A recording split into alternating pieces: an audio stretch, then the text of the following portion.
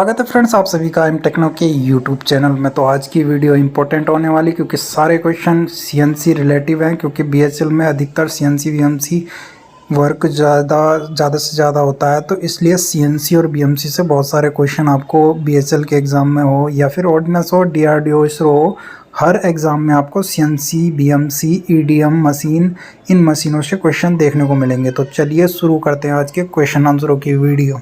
जैसे कि first question पूछा गया, which of the following machine use non conventional machining technique for metal remove, यानी कि इसमें पूछा गया निम्नलिखित में से कौन सी मशीन धातु हटाने के लिए गैर पारंपरिक मशीन तकनीक का उपयोग करती है। गैर पारंपरिक का मतलब हो गया कि उसमें अगर आप मटेरियल लोहा को कटिंग कर रहे हैं या मटेरियल रिमूव कर रहे हैं तो बिना टूल के, यानी कि कटर नहीं है आपके पास, विदाउट कटर के और विदाउट टूल के आप रिमूव करेंगे मटेरियल को, तो कौन सी मशीन से करोगे?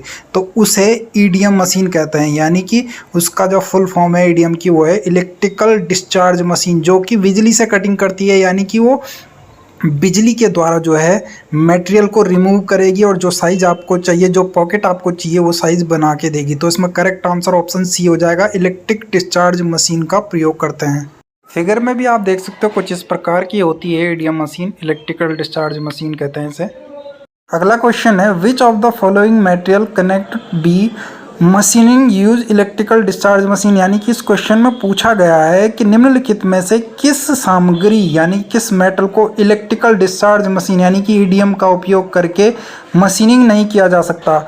ईडीएम मशीन से हम कौन से मटेरियल को जो है कटिंग नहीं कर सकते। तो जो लकड़ी होता है ना, लकड़ी को हम बिजली से नहीं काट सकते, तो इलेक्ट्रिकल डिस्चार्ज मशीन से हम लकड़ी वाले मटेरियल को रिमूव नहीं कर सकते। तो इसमें करेक्ट आंसर ऑप्शन डी हो जाएगा, क्योंकि हम आयरन भी इलेक्ट्रिकल डिस्चार्ज मशीन से, यानी कि लोहा भी काट सकते हैं, एल्यूमिनियम भी काट सकते हैं और कॉपर को भी काट सकते हैं, लेकिन वुड को नहीं काट सकते, लकड़ी को नहीं काट सकते। तो इसमें करेक्ट आंसर ऑप्शन डी हो जाएगा कि ईडीएम मशीन से हम लकड़ी की कटिंग नहीं कर सकते हैं।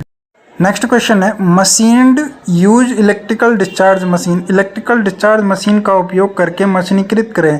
यानी कि इसमें पूछा गया है कि इलेक्ट्रिकल डिस्चार्ज मशीन है, उससे आपको मशीनिंग करनी है, तो कौन से मटेरियल की मशीनिंग करेंगे। सेम पहले जैसा वाला क्वेश्चन है, ऑप्शन चेंज है, इसमें ऑप्शन लिखे गए हैं आयरन, रबड़, प्लास्टिक, वुड। तो जो है इलेक्ट्रिकल डिस्चार्ज मशीन से आप लोहे की कटिंग कर सकते हो, रबड़ की नहीं कर सकते हो, प्लास्टिक की भी नहीं कर सकते हो, वुड की भी नहीं कर सकते हो, क्योंकि बिजली से जो है रबड़ को भी नहीं काटा जा सकता है, प्लास्टिक को भी नहीं काटा जा सकता है और लकड़ी को भी नहीं काटा जा सकता। तो इसमें करेक्ट आंसर ऑप्शन ए हो जाएगा कि ईडीएम यानी कि इलेक्ट्रिकल डिस्चार्ज मशीन से हम आयरन की कटिंग कर सकते हैं। तो इसमें करेक्ट आंसर ऑप्शन ए रहेगा। नेक्स्ट क्वेश्चन है, which of the following EDM machine is use for cutting sharp cut out of a flat sheet और प्लेट ऑफ मेटल, यानी कि इसमें पूछा गया है कि निम्नलिखित में से किस ईडीएम मशीन का उपयोग सपाट शीट या धातु के प्लेट के काटे गए आकृतियों को काटने के लिए किया जाता है। तो इसमें जो करेक्ट आंसर रहेगा ऑप्शन ए रहेगा, वायर ईडीएम, यानी कि वायर कट मशीन होती है, वायर ईडीएम होती है, उससे जो है हम क्या करते हैं, सपाट शीट या धातु की जो प्लेट होती है उसकी जो आकृति काटनी हो तो वायर ईडीएम मशीन पर कटिंग की जाती है। फिगर में आप देख सकते हो वायर ईडीएम मशीन कुछ इस प्रकार की होती है, सेम ईडीएम मशीन की तरह होती है, लेकिन सिर्फ अंतर इतना है कि ईडीएम मशीन पर हम कॉपर का इलेक्ट्रोड यूज़ किया जाता है, लेकिन इसमें वायर, कॉपर की जो वायर होती है, बहुत पतली वायर होती है, उसका यूज़ किया जाता है, जिससे कि हम किसी भी शीट पर जो है कोई सी भी आकृति कटिंग कर सकते हैं। तो इसमें करेक्ट आंसर ऑप्शन ए हो जाएगा, वायर ईडीएम मशीन का यूज़ किया जाता है। नेक्स्ट क्वेश्चन है, material remove rate in EDM increase with, यानी कि ईडीएम में सामग्री हटाने के लिए दर को बढ़ाई जाती है, यानी कि आपको रेट कटिंग स्पीड बढ़ानी है ईडीएम मशीन पर, तो आपको क्या करना होगा, तो उसके लिए इंक्रीज द करंट, यानी कि जो बिजली है, करंट है, उसको तेज करना होगा ताकि आपकी जो कटिंग की स्पीड है वो तेज़ हो सके, मटेरियल को रिमूव करने की स्पीड जो है वो बढ़ सके, उसके लिए आपको करंट को बढ़ाना होगा, वोल्टेज में बढ़ाना होगा। तो इसमें करेक्ट आंसर ऑप्शन बी हो जाएगा, इंक्रीज इन करंट, करंट को बढ़ाने के लिए जो बढ़ाकर जो हम किसी भी मटेरियल को जो है जल्दी से जल्दी रिमूव कर सकते हैं। तो इसमें करेक्ट आंसर ऑप्शन बी रहेगा। नेक्स्ट क्वेश्चन है, in electrical discharge machine EDM the spark gap is keep it between mm to mm, यानी कि इसमें पूछा गया कि ईडीएम मशीन पर जो स्पार्क गैप होता है कितने mm के बीच रखा जाता है।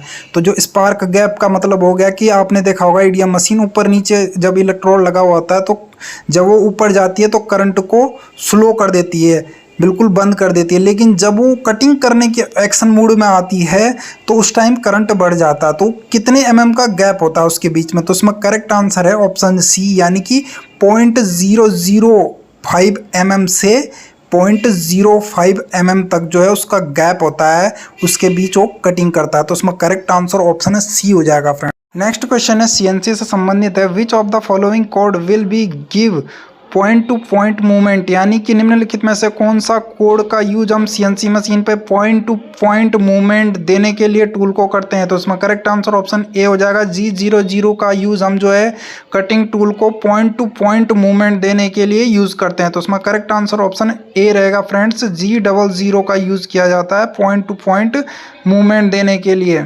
नेक्स्ट क्वेश्चन है, which of the following code will be give liner in inspection movement, यानी कि लाइनर मोशन में आपको टूल को कटिंग करते हुए जाना है, एक ही लाइन में आपको टूल को एक ही गति पर आपको टूल को सीएनसी मशीन पर लेके जाना है।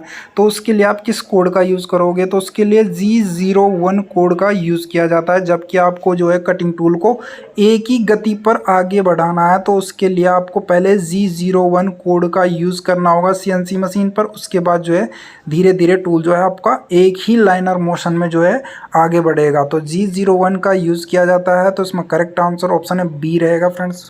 नेक्स्ट क्वेश्चन है, which of the following code will be give circular motion in a clockwise direction, यानी कि आपको टूल को जो है क्लॉकवाइज डायरेक्शन में कटिंग करना है तो उसके लिए आप किस कोड का यूज़ करोगे। तो जब भी फ्रेंड्स आपको क्लॉकवाइज डायरेक्शन में टूल को कटिंग के लिए कहना है तो उसके लिए आप G02 का यूज़ करोगे, यानी कि आपको किसी जॉब के ऊपर रेडियस काटना है और रेडियस आपको जो है क्लॉकवाइज डायरेक्शन में काटना है, यानी कि घड़ी की सीधी दिशा में आपको जो है रेडियस कटिंग करना है, अर्ध गोला बनाना है क्लॉकवाइज डायरेक्शन में। तो उसके लिए आपको G02 कोड का यूज़ करना होगा। उसके बाद जो है आपका कटिंग टूल उसी मोशन में कार्य करेगा। तो उसमें करेक्ट आंसर ऑप्शन है सी रहेगा।